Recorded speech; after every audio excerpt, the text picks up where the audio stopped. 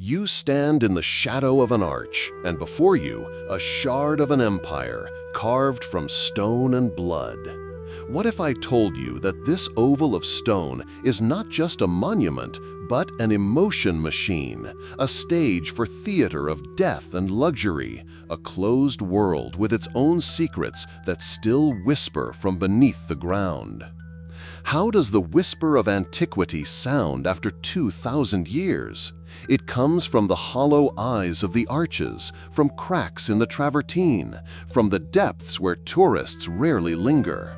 The Hypogeum, the Colosseum's underground corridors. It is there, corridors of fear and preparation, elevators for elephants and cages for lions, engineering cunning that allowed nature and man to fight side by side. In AD 72, Vespasian laid the first stone, and with it came something more than architecture, an intention to demonstrate power. His son Titus opened the amphitheater in AD 80 with ceremonial games that lasted 100 days.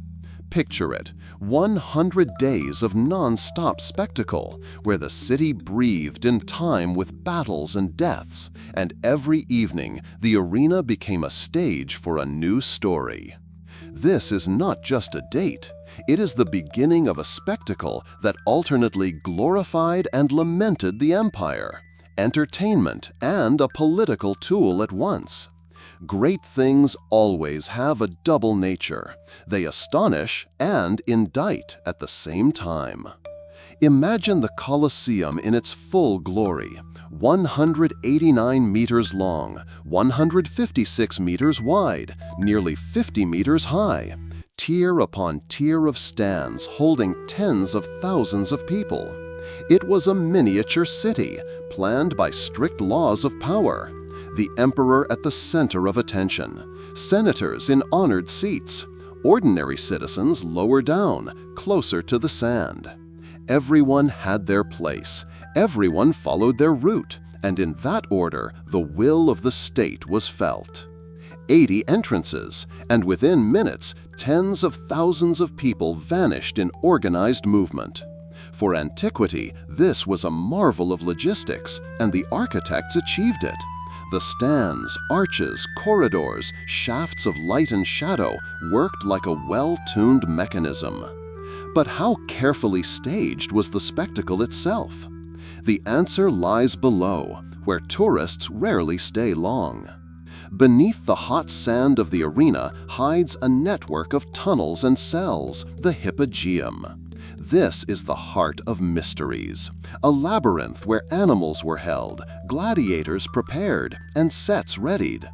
Picture narrow corridors, barred cages, platforms that when triggered rose and let monsters and men appear suddenly in the light of the arena. It was the wings of a gigantic play, and its engineering would astonish even modern mechanics. The Hypogeum was a place where carpenters and mechanics, self-taught workmen and masters of hydraulics worked. Science for the imperial show was made there. They raised elephants and lions, hoisted stages and props, transformed the arena in minutes. The people who worked in the Hypogeum were engineer illusionists. Their job to create emotion on schedule. And then the question arises, could they flood the arena and stage naval battles, naumachia? Ancient authors describe such spectacles, and the echo of those narratives ring in our minds. Ships, rowers, artificial waves in the heart of Rome. But archaeology is cautious. Water needs infrastructure, and the Hypogeum limited the possibility of quick transformations. Some historians say, yes, naumachia were staged, but not often, and more likely in the original phase, before the full modernization of the underground chambers. Others respond, the written accounts are dramatic, but the engineering needed to bring meters of water into such a structure would have been prohibitively cumbersome. Yet the image of a sea among the stones remains one of the most powerful in the Colosseum story. If we speak of spectacles, we speak of blood. How many lives were lost in that sand? It is hard to state an exact number. Different sources give different estimates. But even the most moderate tallies paint a grim picture. Thousands, tens of thousands, possibly hundreds of thousands of animals and humans killed over the centuries. It was an industry of violence, a state tradition embedded in the imperial calendar, games as a tool of power, diversion, and display. And this reality is heavy and not beautiful. Aggression. Gladiators were not only fighters, they were ideological actors of the spectacle. Some were free men who entered into contracts voluntarily for fame and wealth. Most were slaves, prisoners of war, or criminals. Their names rarely reach us, but their stories remain in the weave of scars and epitaphs. Imagine a person's face before combat: fatigue, focus, thrill, and the knowledge that his fate might be decided in the sand.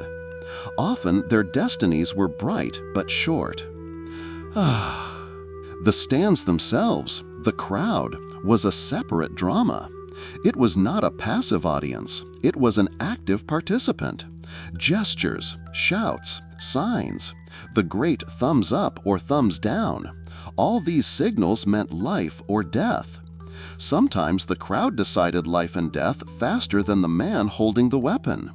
That interplay between power and the masses is a thin and dangerous thread that bound the state to its people.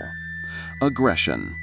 But the Colosseum was not only fighters and spectators. It was a machine of effects, theatrical tricks, and cinematic decisions. Quick lifts, hidden stairways, curtains that opened and closed at the precise moment. All of this created the illusion of suddenness and wonder. Sets turned the arena into a forest, a city, a sea. And when the spectacle ended, people returned to a world that seemed safe and familiar, but their emotions remained shaken. The architecture of the Colosseum was an amphitheater of social mechanisms too. Hierarchy, power, and influence were reproduced there. Stands, entrances, routes of movement. Everything was calculated so people knew their place and felt their role. Each class had its own rituals: how to sit, when to applaud, whom to listen to. It was a strict school of social behavior, harsh in form, but its lessons were clear to all. Over time, the Colosseum changed. After the fall of the Roman Empire, it did not immediately become a ruin. It was used as a quarry. Marble and travertine were dismantled and repurposed for churches, palaces, and bridges. Parts of the amphitheater served as homes, workshops, and storage. Its arches and corridors filled with new stories, residents, traders, craftsmen. They saw it as a source of material rather than as a symbol of the past. It was a period of transformation in which these great stones found new roles in the life of the city. Earthquakes, raids, the forces of nature all left marks on the Colosseum stones. But despite the destruction, it endured as a chord of history that still resonates today. These cracks and fragments are not merely signs of time. They are pages on which human fate is recorded, from triumph to degradation, from cultural rise to moral fall. Aggression. In the Hypogeum, there were not only cages and lifts. Deep down, archaeologists have found everyday items, tools, traces of food, wooden parts of structures. The bones of animals and humans are silent witnesses of those who lived and died for the show. Analyses of these remains give answers, but also multiply questions. What stories do they hide? What intersections of fate do they reflect? Every artifact found is a piece of a puzzle that helps us understand what it was like to wait beneath the stands, awaiting one's turn to step into the light. Aggression. Archaeology slowly strips away the veil of myth. When we read ancient texts, vivid and dramatic images are painted for us. But the earth tells a different tale. Sometimes it confirms those stories, sometimes it contradicts them. Namachia are an example. Authors describe naval battles, but engineering logic and the underground structures make us question how frequently such events occurred. The possibility existed, but the cost was too high. Reality was more likely a series of exceptions than the rule. Aggression. There are also more personal testimonies. Gladiators' epitaphs often contain brief inscriptions: name, profession, age, sometimes gratitude to a trainer. These inscriptions are a human voice amid stone. They remind us that these were living people with fears and hopes, who perhaps dreamed of glory, money, and being remembered. Part of them lives on in those stones. Aggression. The Colosseum is a mirror of its age. It reflects not only Rome's external triumphs, but its internal contradictions: power and violence, art and exploitation, publicity and private pain. How many empires used similar theaters to consolidate power through spectacle? How many rulers thought bread and circuses the best way to hold people in check? These questions remain relevant. Public rituals, emotional currents, and mechanisms of distraction are still part of our lives. Aggression. And now, the climax of this story. In recent decades, archaeology and science have provided unexpected evidence. Analyses of bones, traces of wounds, impressions of predator bites. All of this shows that scenes of violence reached far beyond Rome itself, and that inhabitants of the provinces also fell into this terrible theatrical mechanism. There are skeletons with marks characteristic of large cat bites. There are signs of injuries typical of combat.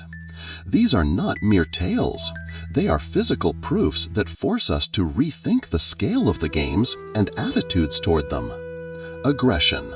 Picture a fragment, a person from a small town brought to Rome, passing through gates, entering a roar of thousands, seeing the arena spectacle for the first time, and his fate decided within minutes.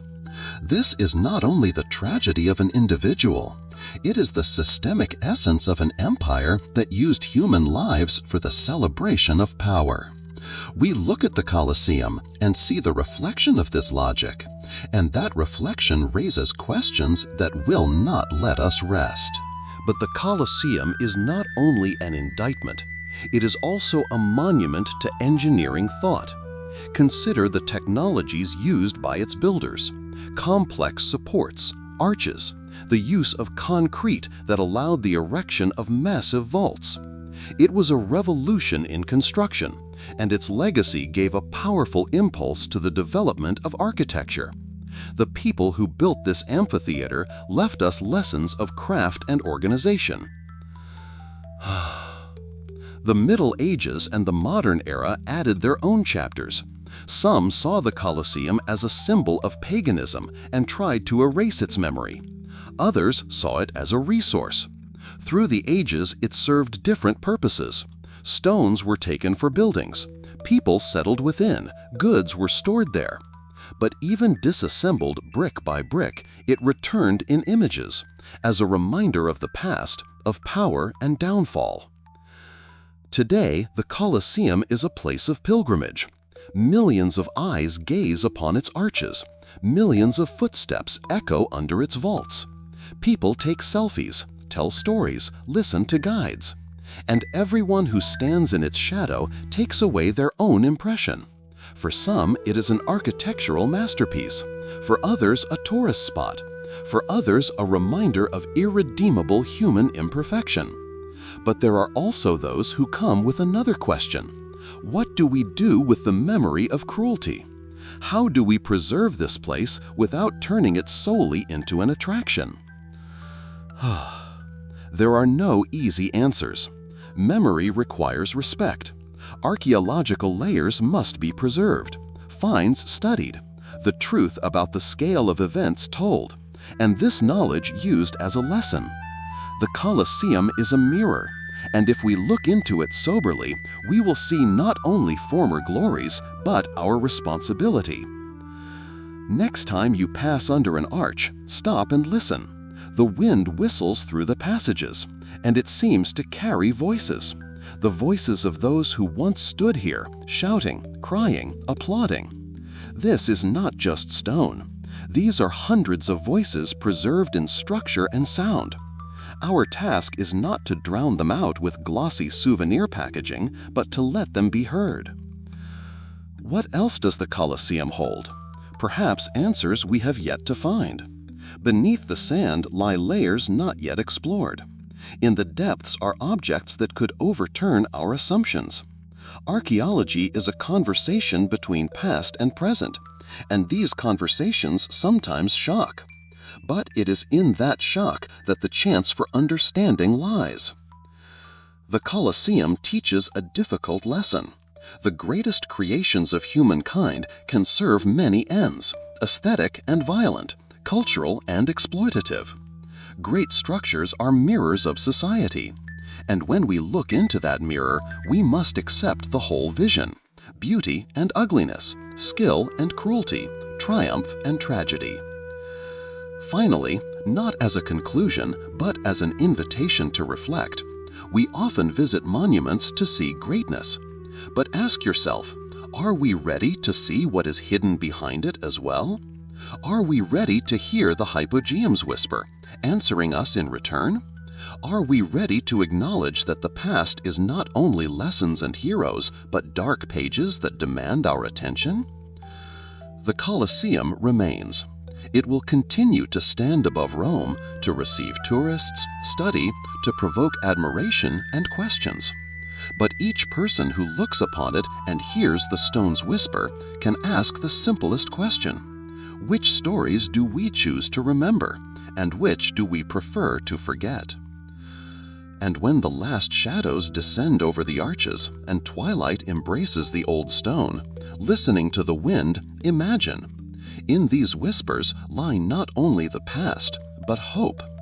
Hope that, knowing the truth, we may become a little wiser, a little more careful about how we combine entertainment and morality, power and responsibility. Hope that memory will not be an instrument of excuse, but a lesson for change. So look closer, listen deeper, and remember, every stone has a voice if you have the courage to hear it.